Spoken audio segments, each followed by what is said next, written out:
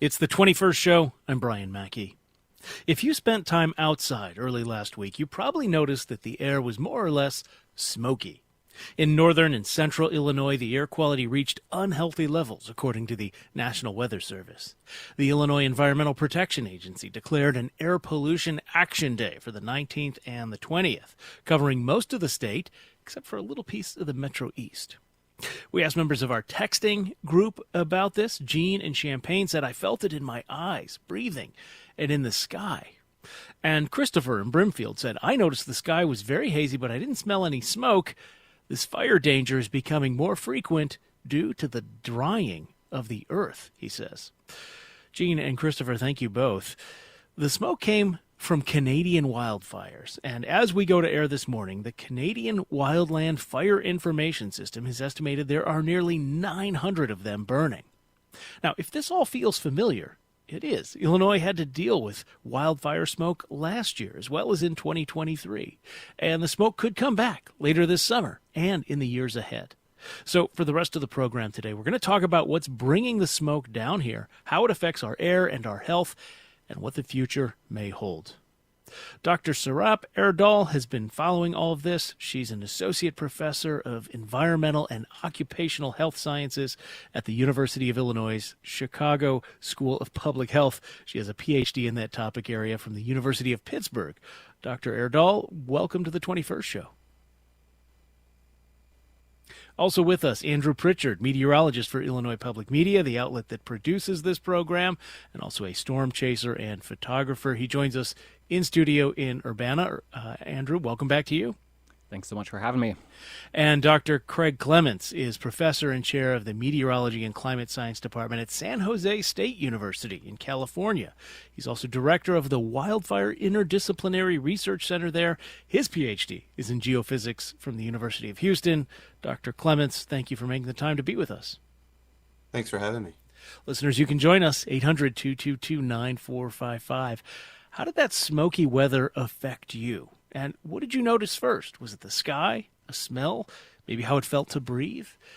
What questions do you have about staying safe should this happen again? 800-222-9455 is the number. 800-222-9455. All right, Dr. Clements, big picture. Tell me more about what's been happening this wildfire season, especially in Canada. Yeah, well, Canada's had an unprecedented fire season so far. Big forests, boreal forests, very dry, warm weather. It causes the fuels to dry out, and so ignition can occur more easily. And so you get higher intensity fires, which produce a lot of smoke. And that smoke just is transported wherever the winds go. So if the winds are blowing towards Chicago and Illinois, then that's where the smoke goes and settles. And so it doesn't always come from Chicago. Right now, there's big fires in Oregon. That smoke is moving across the western U.S. and it's starting to make its way into the Midwest as well. So smoke can transport very long distances, even across to Europe from North America. Yeah, Andrew, let's pick up on that and talk about the sort of weather aspect of this. Say more than Dr. Clements did there about how that smoke drifts down from Canada into the Midwest. We'll start with that one. Absolutely. Well, it's as simple as it sounds there, that the smoke is going to go where the wind blows it. And so it all is kind of determined by the upper level jet stream pattern here as we come through the summer months. And so if you go back several weeks, we had these very intense fires burning in Ontario, not very far away. And we also had generally northerly or northwesterly flow in the jet stream. So it was transporting that smoke directly into the Midwest, the Great Lakes, portions of the Northeast. So we had kind of that combination of very intense fires releasing a ton of smoke, and then the perfect jet stream wind profile to bring that smoke right into our area. Of course, it was thick in the sky and it was thick down near the ground. We saw some rain on some of those fires, now not extinguishing them completely or, ending the fire weather season, but kind of reducing the amount of smoke those particular fires were producing. We also had a shift in the jet stream there, but as was mentioned, now we've got these very intense fires burning in portions of the Northwest United States, and Oregon especially, and the flow of the jet stream continues to kind of migrate from the Northwest U.S. through the plains into the Great Lakes, and that's why we're again this week expected to be dealing with some smoke issues. Again, air quality issues, hazy skies, probably not as intense as it was several weeks ago, but it's just kind of moves around with the location of the most intense fires and the trajectory of the jet stream. So we got a question from a listener, John in Urbanus, in a text asking or saying, we were headed to Chicago, watched the sky turn brown. At the time, the air quality index in Chicago was over 300, predicted to stay there for days. We masked up outdoors, almost canceled our trip. Thankfully, the wind shifted and the air cleared. Question, says John, what happened to the smoke from the Ontario fires? Looking at an air quality map, a huge area of unhealthy air seemed to disappear overnight. Does this happen because the smoke rises higher in the atmosphere? Andrew, I'll direct that to you.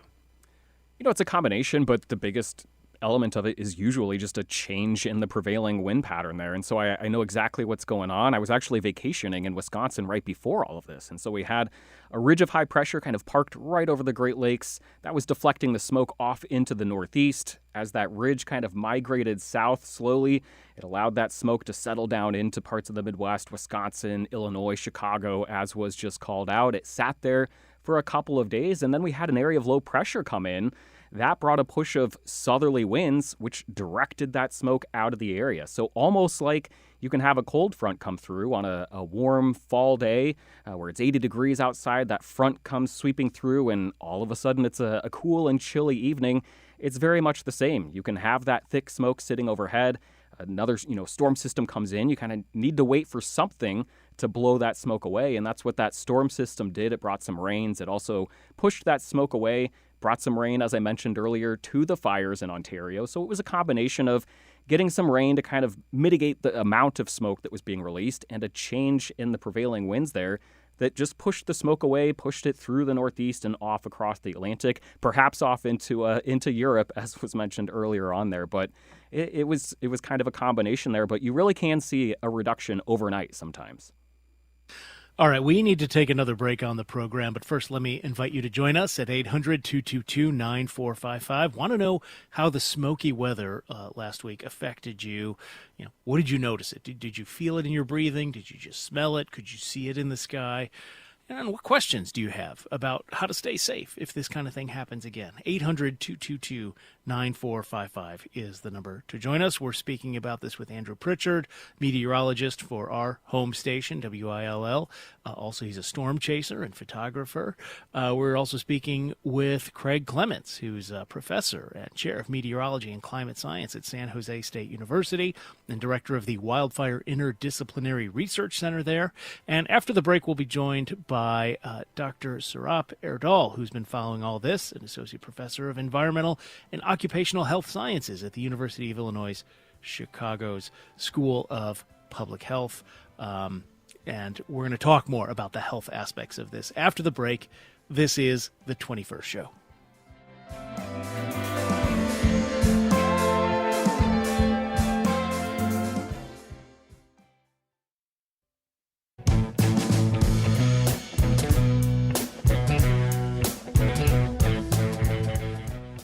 It's the 21st Show. I'm Brian Mackey, and we are talking about the smoke that was in the air last week. Our show was on summer break on repeat, so we're talking about it today and how that fits into recent weather history and what we could be in for in the future, maybe even in the coming days as different sets of wildfire smoke is drifting toward our region. More from our texting group. Lloyd in Danville said, years ago I burned branches and leaves. Smoke affected my wife's breathing, and I began to understand the impact air quality had on individuals suffering from respiratory illnesses.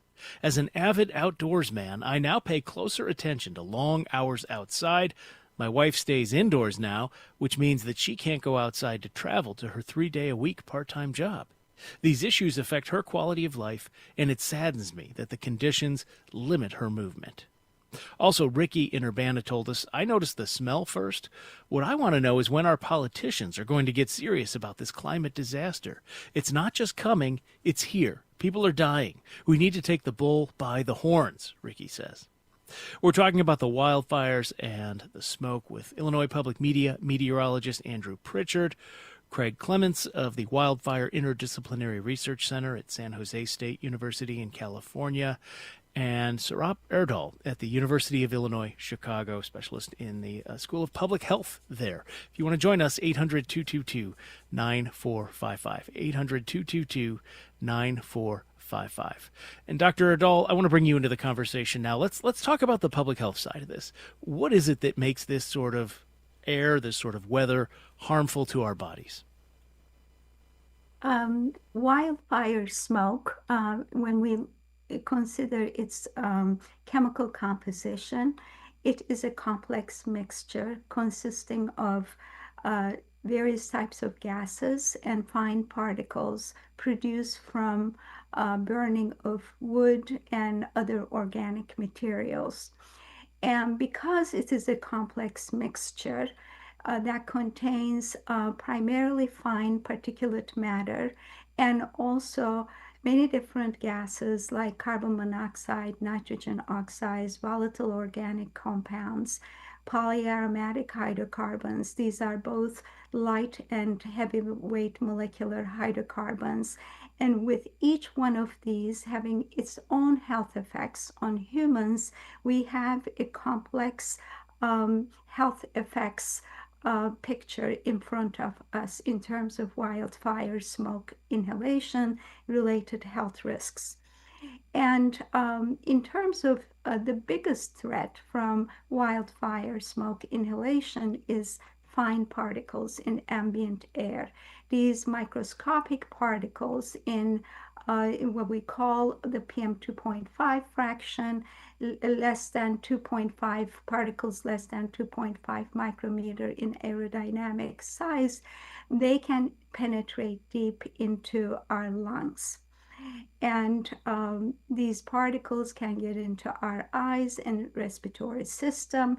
And also, I should point out that the risk is not just for outdoor exposure, but also indoor air exposure, because outdoor air infiltrates indoors. And so these inhalation exposures can cause health problems. And these health problems could be more minor in the form of coughing, difficulty in breathing, and it could be also much heavier consequences with more severe respiratory and cardiovascular health effects.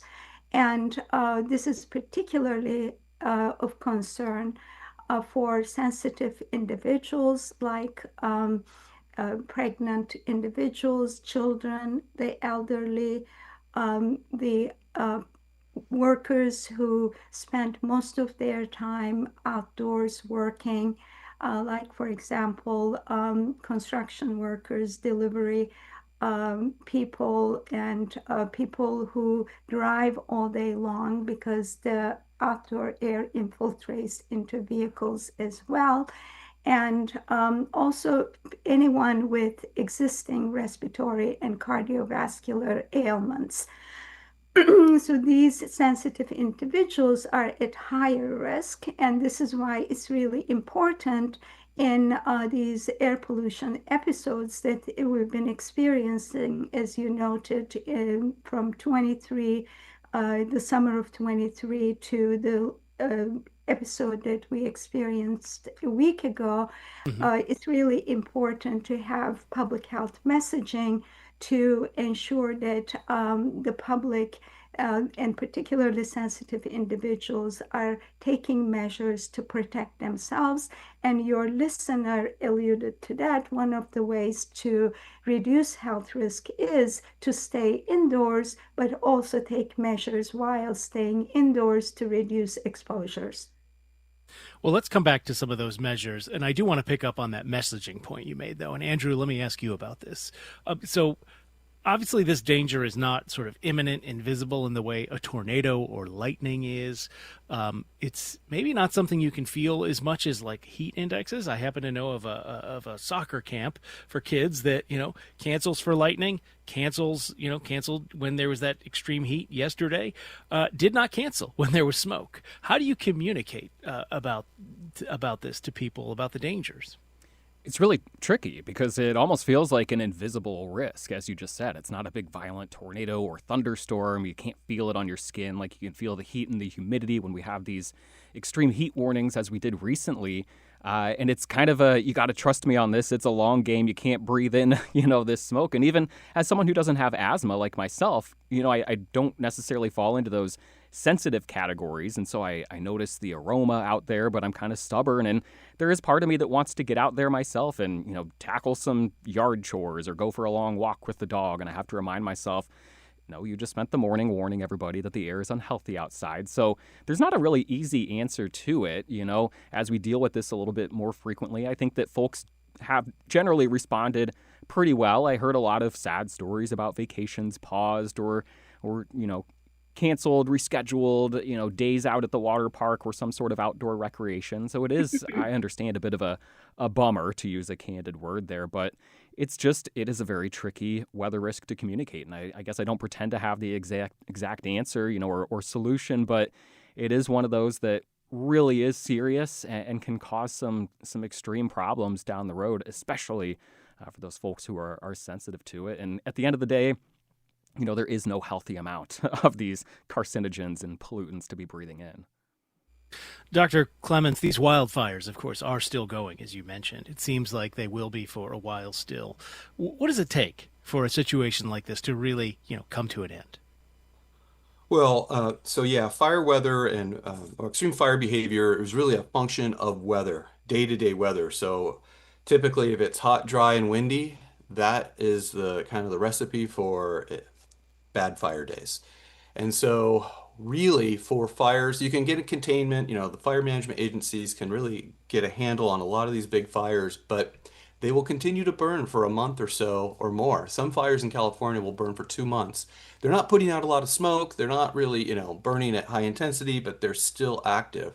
And it's not until there's a major weather change or precipitation that comes along and puts everything out and changes the entire landscape or basically the weather conditions. So we could be in it for, we're in the middle of like late July, early August. We're just getting into our fire season really in the western US. So we've got a few months to go. Dr. Ardal, you mentioned this idea that, smoke is not only a danger outdoors, it can infiltrate a home. What are some things people can do to sort of make themselves as safe as possible? I mean, should people be sitting around in their living rooms wearing masks, watching TV at night sort of thing, listening to the radio?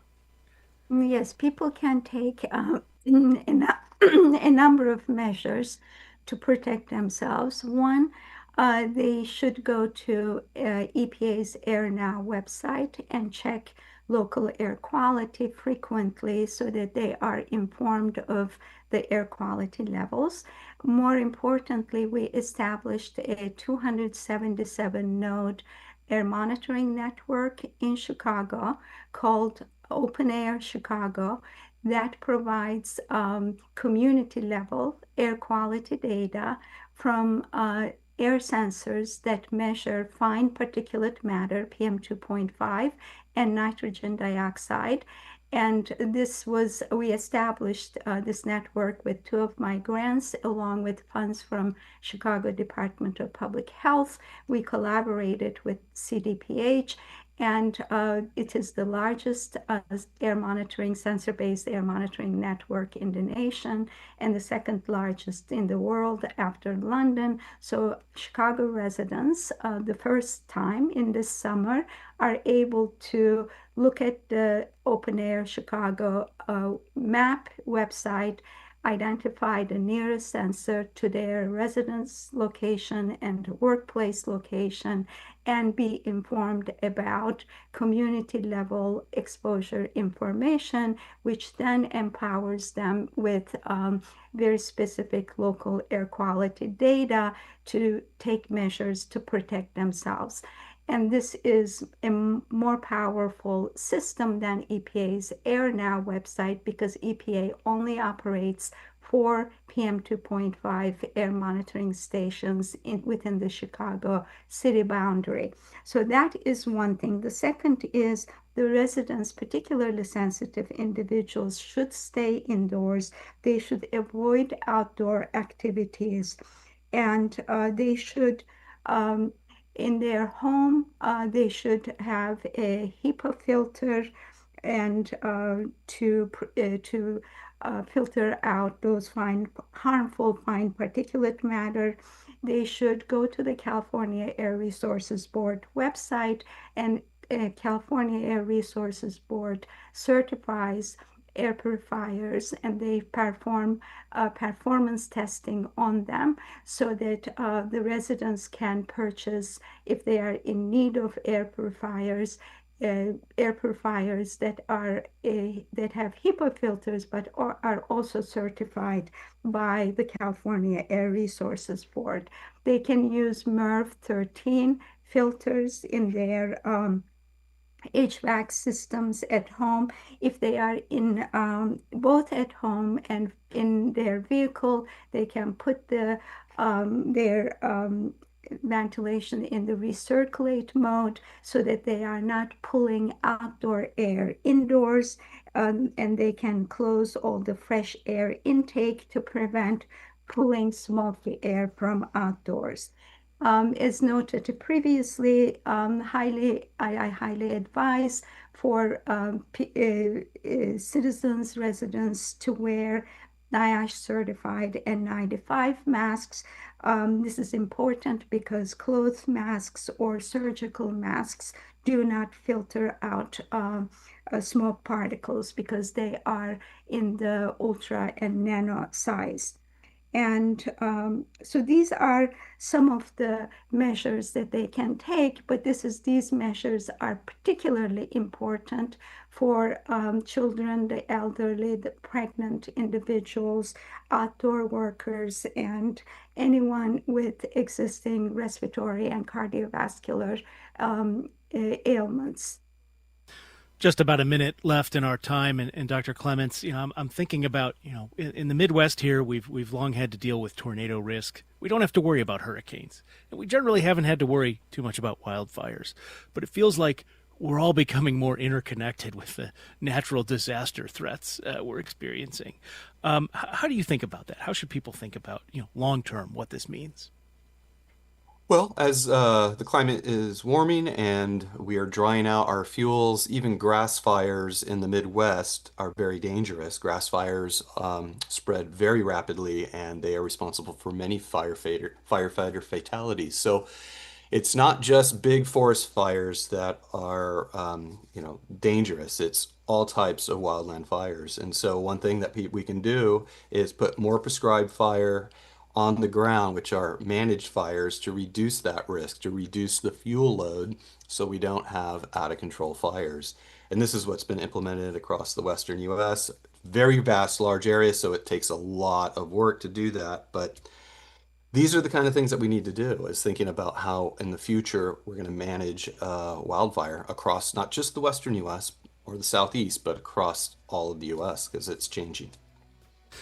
Craig Clements is with the Wildfire Interdisciplinary Research Center at San Jose State University in California.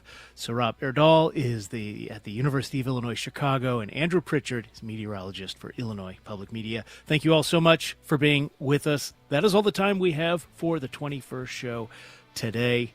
We are a production of Illinois Public Media. I'm Brian Mackey. Thanks for listening.